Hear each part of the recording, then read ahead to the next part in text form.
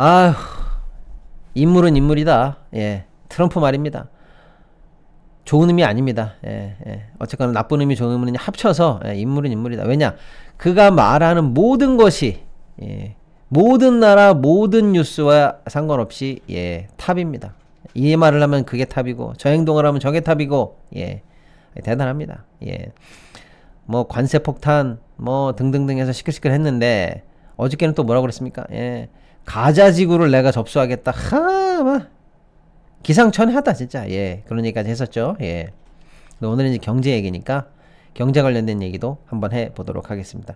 요것도 아주 기상천외하면서 재밌는 이야기입니다. 뭐냐?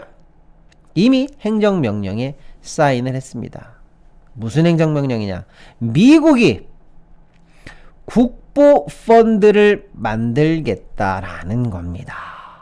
국부펀드를 만들겠다. 그게 뭔데? 예, 나라에서 운영하는 펀드라는 뜻입니다. 국가의 부. 예, 그래서 국부펀드. 예. 그럼 미국은 지금 국부펀드가 없었어? 없었어요. 예, 예, 없다고 보시면 돼요. 뭐, 없다고 보시면 돼요. 예. 근데 이제 그걸 드디어 트럼프가 만들어 버리겠다. 내가 맹글어야지. 라고 하면서 행정명령에 사인을 했다. 그러면서 멘트를 요렇게 했습니다. 야, 나 트럼프야. 나 한 번 하면 하는 거 알지? 근데 나 대충 하자는 거 아니야. 내가 이왕 할 거면은 말이야. 요렇게 할 거야. 라고 하면서 뭐라고 그랬냐? 야, 사우디보다도 더 크게 만들어. 알았지? 제대로 간다. 세계 최고를 지향하란 말이야. 요렇게 얘기해서 어설프게 하겠다는 생각도 아닌 것 같아요. 사우디 규모가 현재 어떻게 되냐? 세계 6위권, 국부펀드 랭킹 중에서 6위권 정도 되는데 그거를 넘어간다. 그럼 얼마냐면요, 여러분. 말 나온 김에 말씀드릴게요. 국부펀드, 그 나라가 운영하는 그 나라의 소위 말하는 펀드인데 노르웨이가 지금 제일 크죠. 예, 대충 운영 자산이 1.7조 달러 되시겠습니다. 1.7조 달러예요, 여러분. 달러. 예. 중국이 1.3조 달러 정도 됩니다. 예. 달러입니다, 여러분. 예. 1,500원 곱해보세요. 예. 그 다음에 아부다비 1조 달러 정도 되는데 트럼프가 최소한 얘네들은 넘어야지 라고 했던 사우디의 국부펀드의 규모는 대충 9,250억 달러. 1조 조금 안 됩니다. 예. 어쨌거나 그러니까 여기를 넘어서라고 하는 거는요, 여러분. 1조 달러 이상의 규모를 가져가라 라는 거고 세계 1등 가버릴까? 라고 하면은요 2조 달러까지 올려야 되는 어마어마한 돈. 어마어마한 돈을 내가 모을 거야 라는 얘기를 일단 했다라는 겁니다. 자, 그러면서 행정명령에 딱 사인을 하고 행정명령에 그러면 이제 발효가 됐는데 구체적인 내용이 뭔가 한번 떠들어 봤더니 요겁니다. 당장 오늘 설립한다 이런 거 아니고 앞으로 설립할 거다 이거죠. 그래서 90일 안에 지금부터 이제 차근차근 간다 이러면서 90일 안에 주무 담당이 누구야? 재무부 너 아니야? 재무부 돈 관리하는 애들 너. 그 다음에 상무부 너 있잖아. 니네 둘이 앞으로 90일 안에 나한테 계획서 갖고 와. 실행 계획서 갖고 와 라고 되어 있다라는 겁니다. 90일 안에 담아야 되는 그 계획서에는 무슨 내용이 들어가야 될까요? 이런 거죠. 야, 도대체 얼마를 할 거야? 그리고 어떻게 운영할 거야? 그리고 구조 어떻게 짤 거야? 그 다음에 누가 주무적으로 요런 프로세스로 핸들링 할 거야? 요런 내용 다 담아와 라고 했습니다. 쉽게 말하면 펀딩 메커니즘, 돈 어디서 어떻게 얼마큼 뽑아올 건지, 투자 전략 어디다가 투자할 거야? 그 다음에 어떤 펀드 구조 이거 자체를 관리하는 조직이나 이런 애들은 어떤 지배구조, 어떤 의사결정 구조를 가질 거야 라고 하는 구체적인 실행 플랜 가지고 와. 90일 안에. 자, 이렇게 했다라는 겁니다. 90일이면 여러분 엄청 짧은 거예요. 예. 최하 우리가 1조에서 2조라고 해볼게요. 그 사이 연결이 좀 된다고 해볼게요. 이 돈을 어느 조직이 어떤 방식으로 어떻게 운영해서 목표 수익을 어떻게 낼 것이며 이거 결정하는 거요. 하나하나가 다 국제 경제에 엄청난 영향을 주는 그런 문제이기 때문에 쉽게 나올 게 아닌데 3달 만에 뚝딱 만들어내라. 이렇게 지금 현재 트럼프 형님이 지시를 했다. 이렇게 보시면 되겠습니다. 그럼 어쨌거나 90일 이후에 그러면 그 계획대로 뭐 되겠네? 아니요. 넘어야 될 산이 더 있죠. 뭐냐? 미국에 의회를 또 통과해야 되는 산은 남아 있습니다. 그렇죠. 근데 이제 의회는 현재 공화당이 그래도 과반을 점유하고 있기 때문에 방해를 받는다기보다는 합리적인 선에서만 간다면 뭐 큰 문제는 아닙니다만 아무튼 그런 상황이 되겠다라는 거고요. 이런 일이 있었다라는 거고 이제 좀 더 깊이 한번 들어가 보겠습니다. 국부 펀드는 왜 있는 건데 왜?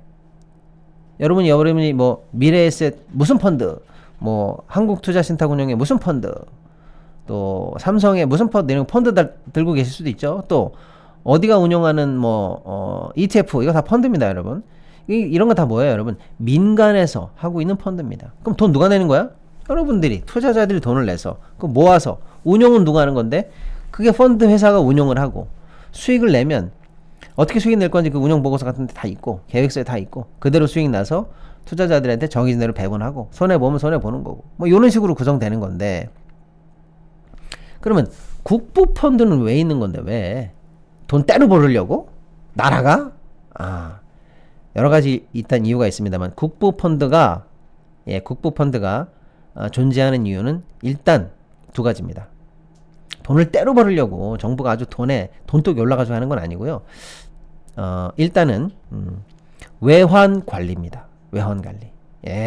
우리나라가 특히 여기에 해당이 됩니다. 앉은 자리에서 외환이 많아요. 돈이 많아. 그 어떡하지 이거? 달러를 그냥 창고에다 넣어놓을까? 유로를 그냥 달러에다 창고에다 넣어놓을까? 어떡할까? 그러면 이렇게 얘기하죠. 야, 돈 썩는다. 활용해.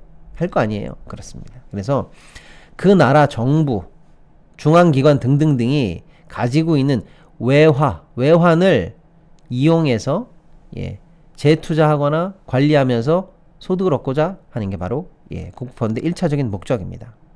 이게 중요합니다, 여러분. 외화와 외환이 중요하다는 거예요. 그럼 그거를 관리 안 하면 어떻게 돼요? 뭐 외환이 생길 때마다 그걸 어떻게 그 나라 통화로 변환을 시켜야 되고 또 필요할 때 다시 외화로 바꿔야 되고 피곤하잖아요. 그리고 보통의 외환 보유고들은 다 창고에 있는 거고 최소한만큼은 다 복원하고 있는 건데 그걸 뭐로 바꿨다 뺐다 합니까? 또 앉아있으면 뭐예요? 돈이 썩는데 그냥 당연히 활용하는 거죠. 이게 중요합니다, 여러분.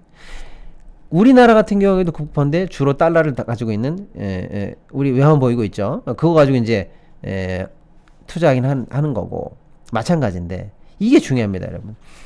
외환을 가지고 활용하려는 게 첫 번째 목적인데 미국은요.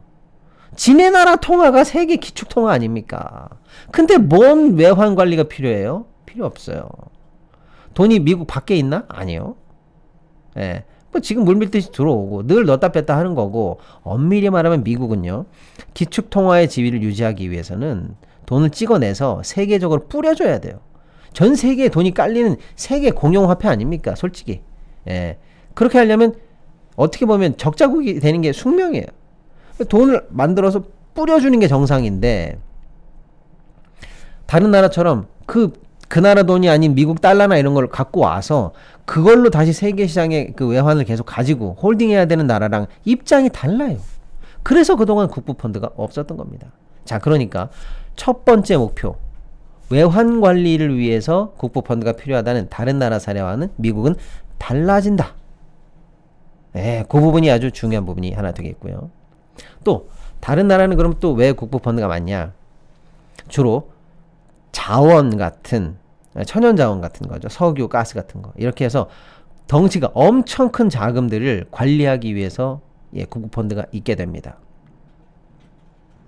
노르웨이 같은 경우가 그런 거죠, 여러분. 노르웨이가 어마어마한 산유국입니다.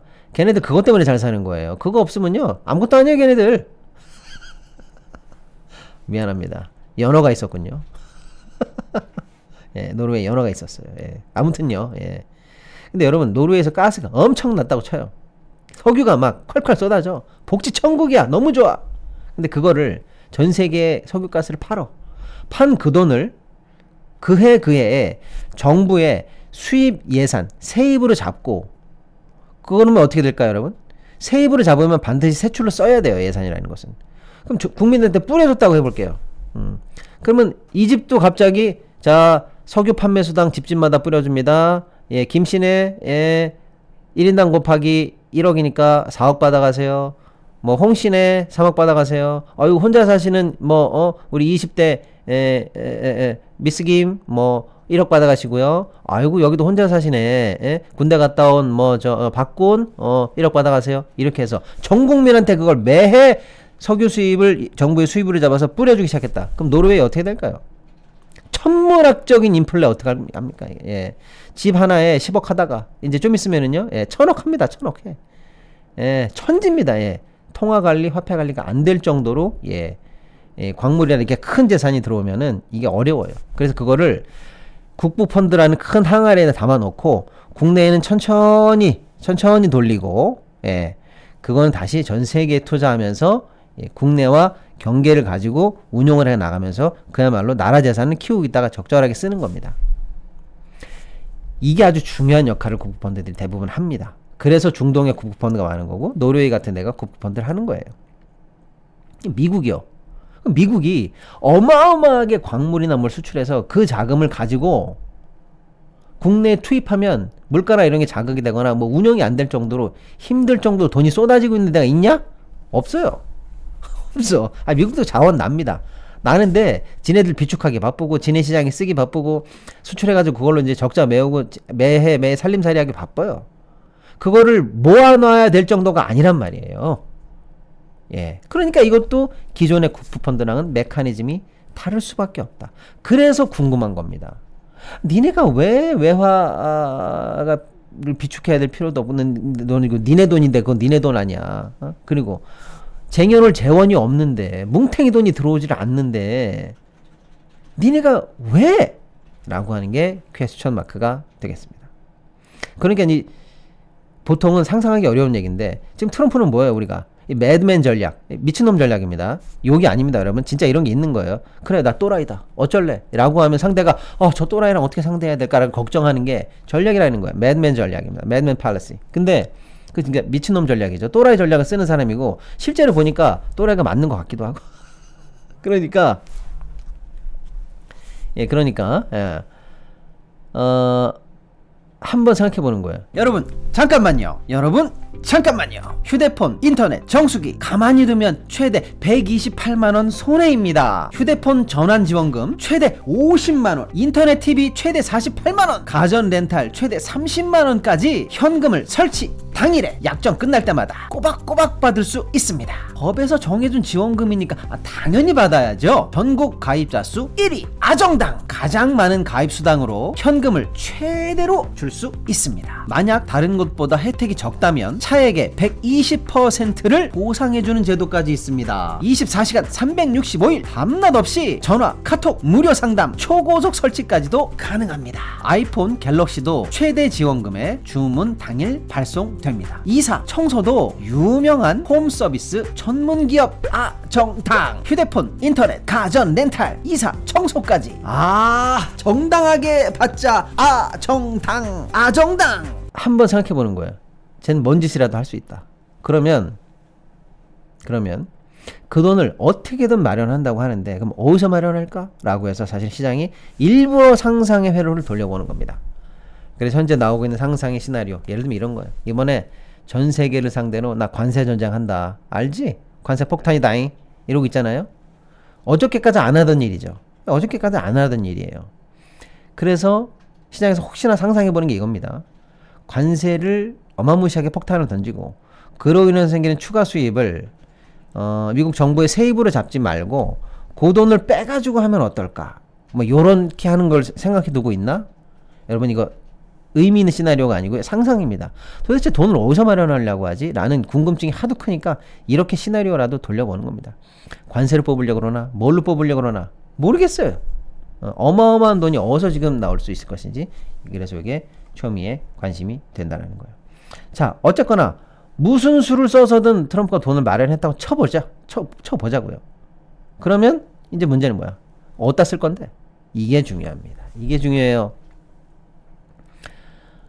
보통의 세계적인 국부펀드처럼 전 세계 주요 투자처에 그냥 보통의 방식으로 투자만 할 것인가?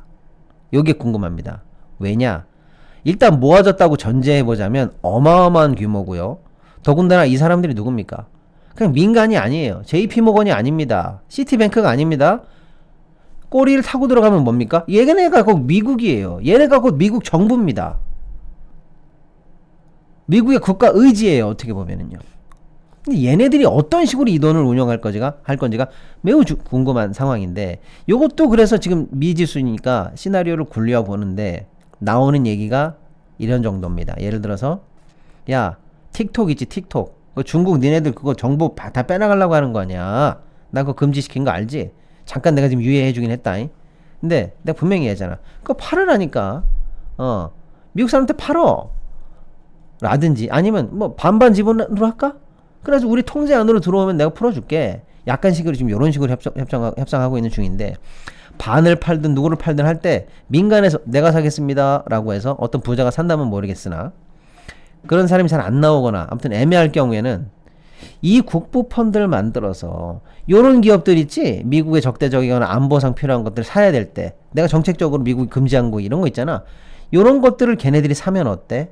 요런 거죠. 우리로 치면은 똑같진 않습니다만 예를 들어서 뭐 산업은행의 공적 자금 집행기능 같은 거, 그런 것처럼 네가 사지 그래? 라고 할 때 야, 국부 펀드 네가 틱톡 좀 사라. 중국으로부터 네가 사. 뭐 이런 방식. 그래서 틱톡 인수에 동원되는 거 아닌가? 라는 썰 하나가 있고요. 그 다음 뭐냐? 예를 들면 이런 거죠. 미국이 야, 그린란드 내가 확 저거 가질까? 이런 얘기 했잖아요. 에? 아, 설마 이거 뭐 덴마크는 어떻게 되는 거고, 덴마크령이거든요. 아니면 덴마크가 또 나토국 아닙니까? 그럼 나토는 어떻게 되는 거? 막 복잡해요. 그러니까 아무튼 그런데 그러면 내가 그린란드를 만약에 군사를 동원해서 뭘 산다, 점령한다 이러면 문제가 피곤하니까 그냥 사면 어때? 뭐 이런 거 있잖아요. 옛날에 알래스카도 소련으로 사온 거 아닙니까? 그러니까 확 사버릴까? 뭔 돈으로 사? 이때 국부 펀드가 동원되는 거지 뭐. 막 이런 식의 시나리오입니다. 틱톡도 사자. 돈 없는데 어떻게 할 거야? 국부 펀드 만들게. 그린란드 확 사버릴까 저거? 국부 펀드 만들게. 뭐 이런 식입니다. 이런 식의 상상력을 지금 우리가 굴려보고 있는 중인데, 한 발 더 나아가면 이런 거죠.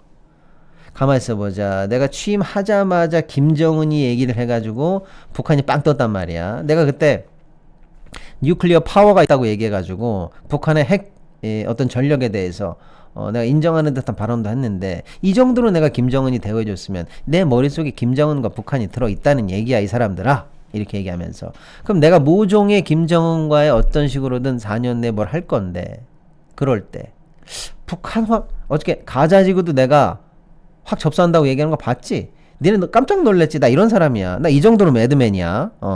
그러면 나 북한도 살 수 있어. 이런 얘기도 나올 법하다.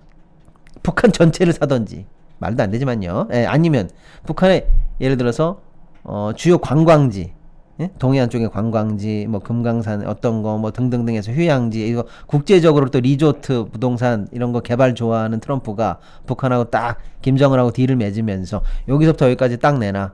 내가 120년 동안 개발할게. 뭐 이런 거. 그때 뭔 돈으로 살 거야? 라고 할 때 국부 펀드가 사는 거지 뭐 이러면서 리조트는 트럼프 부동산 그룹이 짓고 뭐 이런 거. 그래서 북한도 내가 살게. 이 정도까지 지금 시나리오가 우리가 회로를 돌리고 있다. 왜? 아직 드러나는 게 너무 없고 한 번도 걸어본 적이 없는 길이기 때문에 그렇습니다. 이런 얘기까지 지금 나오고 있다. 이렇게 보시면 되겠습니다.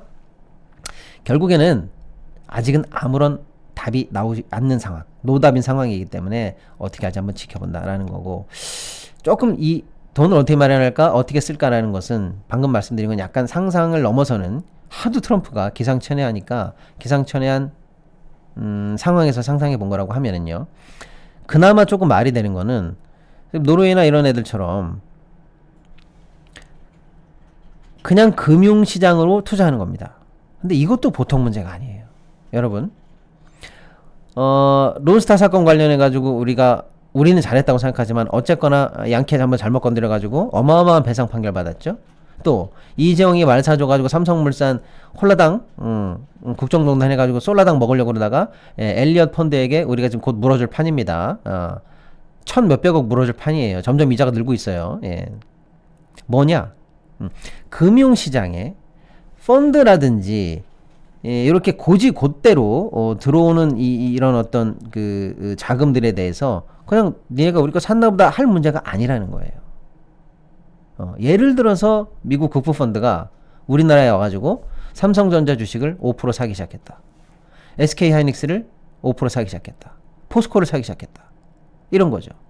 그래서 포스코를 산 다음에 예를 든다는 거예요. 상상하는 거예요. 예를 들어가지고 야 이거 주인 없는 기업이라고 그래가지고 맨날 정보만 바뀌면 정보 있는 것들이 떨거지들이 다 와가지고 아주 안방 차지하고 있어. 아주 자격도 없는 것들이 감투 틀고 앉아있어. 권력에. KT 마찬가지고요. 이거 웃기네. 이거 한국 기업들 이거. 한국 이거 탑5라는데 주인도 없는데 권력층들이 주인이야? 뭐야 이거. 주주들은 좀 힘을 못 쓰고 있어 이거. 내가 이거 한 5% 사가지고 먹어버릴까? 이렇게 했다고 해봅시다. 그러면서 포스코 갑자기 미국 진출 그래가지고 야 미국 정부가 원하는 거 있잖아요. 여기서 제철소 지어디들이 라든지 뭐 이런 거 있잖아요. 소위 말하는 미국 정부가 자본을 수단으로 해서 세계 유수의 기업들이나 전략 기업들이나 전략 시장에 참여한 다음에 그것을 행동주의적 무기로 사용한다면 이것도 큰일이다. 이런 얘기입니다, 여러분. 예, 이런 얘기입니다. 예, KT 같은 거 먹자. 그러면서 한국 통신시장 말이야. 뭐 이런 식으로 접근하. 우리가 영향력을 미치자. 뭐 이런 거. 꼭 우리만 예를 들어서 그렇습니다. 일본도 마찬가지죠. 대만도 마찬가지고요. 예. 중남미 어디? 유럽이 어디? 마음에 안 드는데? 아니면 전략적으로 중요하다 싶은 데 있으면 그걸로 쏠랑 들어가가지고 자본으로 우리가 컨트롤할 수 있다. 이런 행동주의적 전략을 미국이 만약 갖게 된다면 잘못하면 전 세계 금융이 미국 손아귀, 지금도 손아귀에 있지만 이제 미국 손아귀가 아니라 미국 정부와 미국 권력층과 이쪽 손아귀에서 잘못하면 좌지우지 흔들리는 거 아니야? 라는 이런 시나리오까지도 상상해볼 여지가 있다라는 겁니다.